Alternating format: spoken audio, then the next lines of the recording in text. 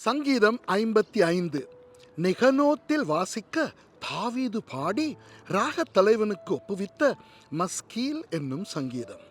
தேவனே, என் ஜெபத்தை கேட்டருளும், என் விண்ணப்பத்திற்கு மறைந்திராதேயும். எனக்கு செவி கொடுத்து உத்தரவு அருளிச் செய்யும். சத்ருவினுடைய கூக்குரலின் நிமித்தமும் துன்மார்க்கர் செய்யும் இடுக்கத்தின் நிமித்தமும் என் தியானத்தில் முறையிடுகிறேன். அவர்கள் என்மேல் பழி சாட்டி குரோதங்கொண்டு என்னை பகைக்கிறார்கள். என் இருதயம் எனக்குள் வியாகுலப்படுகிறது. மரண திகில் என்மேல் விழுந்தது. பயமும் நடுக்கமும் என்னை பிடித்தது. அருக்களிப்பு என்னை மூடிற்று.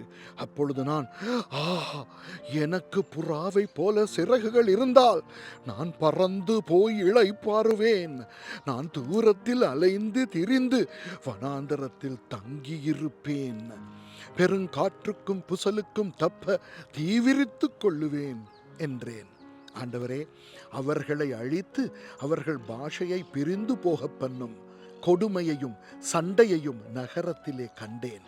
அவைகள் இரவும் பகலும் அதன் மதில்கள் மேல் சுற்றித் திரிகிறது. அக்கிரமமும் வாதையும் அதன் நடுவில் இருக்கிறது. கேடுபாடுகள் அதன் நடுவில் இருக்கிறது. கொடுமையும் கபடும் அதன் வீதியை விட்டு விலகி போகிறதில்லை. என்னை நிந்தித்தவன் சத்துரு அல்ல. அப்படி இருந்தால் சகிப்பேன். எனக்கு விரோதமாய் பெருமை பாராட்டினவன் என் பகைஞன் அல்ல. அப்படி இருந்தால் அவனுக்கு மறைந்திருப்பேன். எனக்கு சமமான மனுஷனும் என் வழிகாட்டியும் என் தோழனுமாகிய நீயே அவன். நாம் ஒருமித்து இன்பமான ஆலோசனை பண்ணி கூட்டத்தோடே தேவாலயத்துக்கு போனோம். மரணம் அவர்களை தொடர்ந்து பிடிப்பதாக. அவர்கள் உயிரோடே பாதாளத்தில் இறங்குவார்களாக. அவர்கள் வாசஸ்தலங்களிலும் அவர்கள் உள்ளத்திலும் பொல்லாங்கு இருக்கிறது. நானோ தேவனை நோக்கி கூப்பிடுவேன். கர்த்தர் என்னை இரட்சிப்பார். அந்தி சந்தி மத்தியான வேளைகளிலும் நான் தியானம் பண்ணி முறையிடுவேன். அவர் என் சத்தத்தை கேட்பார். திரளான கூட்டமாய் கூடி என்னோடு எதிர்த்தார்கள். அவரோ எனக்கு நேரிட்ட போரை நீக்கி என் ஆத்துமாவை சமாதானத்துடன் மீட்டு விட்டார். ஆதி முதலாய் வீற்றிருக்கிற தேவன் கேட்டு அவர்களுக்கு பதில் அளிப்பார். அவர்களுக்கு மாறுதல்கள் நேரிடாததினால் அவர்கள் தேவனுக்கு பயப்படாமற் போகிறார்கள்.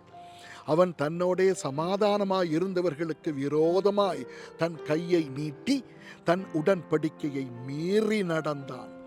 அவன் வாயின் சொற்கள் வெண்ணையைப் போல மெதுவானவைகள். அவன் இருதயமோ யுத்தம். அவன் வார்த்தைகள் எண்ணெயிலும் மிருதுவானவைகள். ஆனாலும் அவைகள் உருவின பட்டயங்கள். கர்த்தர் மேல் உன் பாரத்தை வைத்து விடு. அவர் உன்னை ஆதரிப்பார்.